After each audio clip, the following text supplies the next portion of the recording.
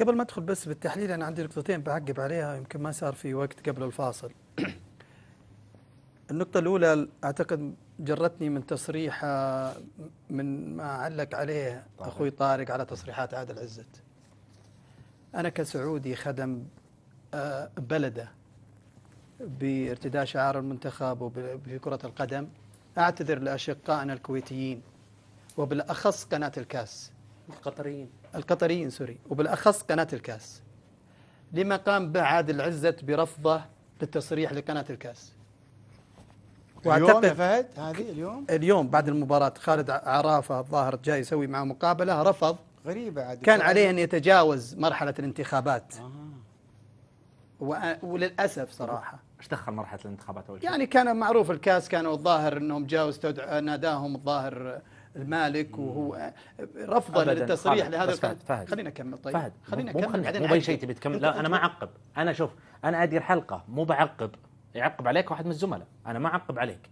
أولا تطرح سبب من بالك، هذا السبب غير صحيح، هذا أول شيء.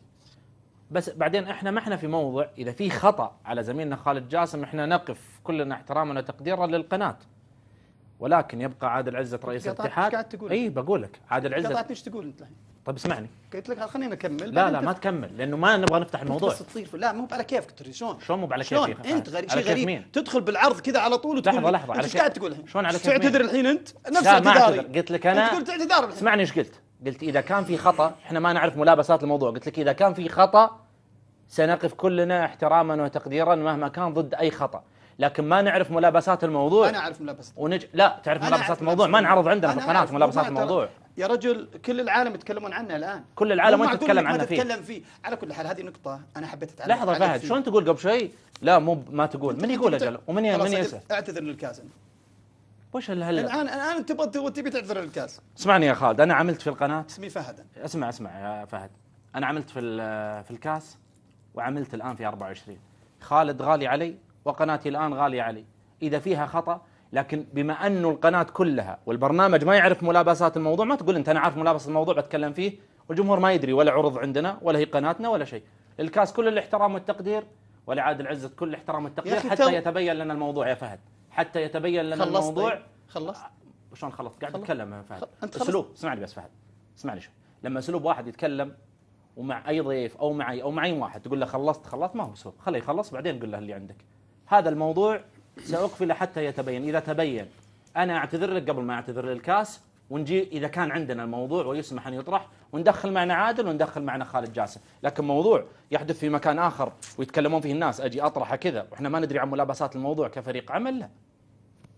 في نقطة ثانية فهد غير هذا الموضوع، تفضل. الكلام ما قلته لطارق لما قال يتكلم على تصريحات عادل، طلع عندنا تصريح ايش؟ طارق جلس له 5 دقائق يقول يتكلم على تصريحات. صرح على تصريحات عادل عزت انه قالوا لعبتنا وقال ايش قال؟ طارق وش قال طارق؟ هذا قاعد يقول الكلام ده، يقول انا تصريحات عادل عزت، يقول تصريحات عادل عزت قالوا ونشيد فيه وانه لم يكن الحديث لم يكن صدامي مع احد. ما في صدام، نتكلم عن منتخبنا طارق. هذه ما فيها تصادم يعني. هذا تصرف رئيس اتحاد، نسى نفسه انه رئيس اتحاد كرة القدم، ما هو شخصيا هو يطلع يصرع. للاسف اللي صار هذا، السعودية تفتح قلوبها وتمد يدينها للمخطئ.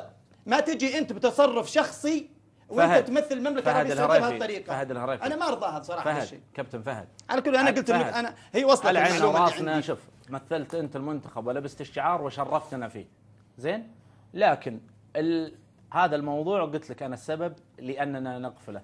وطارق لما تكلم في شيء عن المنتخب السعودي، قال عادل نسب ربط الإنجاز أنت وقفت في نقطة المفروض تأيدني فيها. لا مو ايش اللي المفروض أيدك فيها فهد؟ لا بأمانة اللي حدث عشان أيدك فيها. ما تقاطعني في ذا الموضوع، عشان ايش ما أيدك تقاطعني فيها؟ الخطأ خطأ فهد، عشان ما تقاطعني في ذا الموضوع. الخطأ يا محمد. خطأ انت الخطأ هذا إذا عرفنا ملابساتك. تقول أنت أنا أعرف ملابساتك. الرجل رفض يقابل الناس، أنت تقول أعرف ملابساته. فهد عطني النقطة الثانية بعيدا عن هذا الموضوع.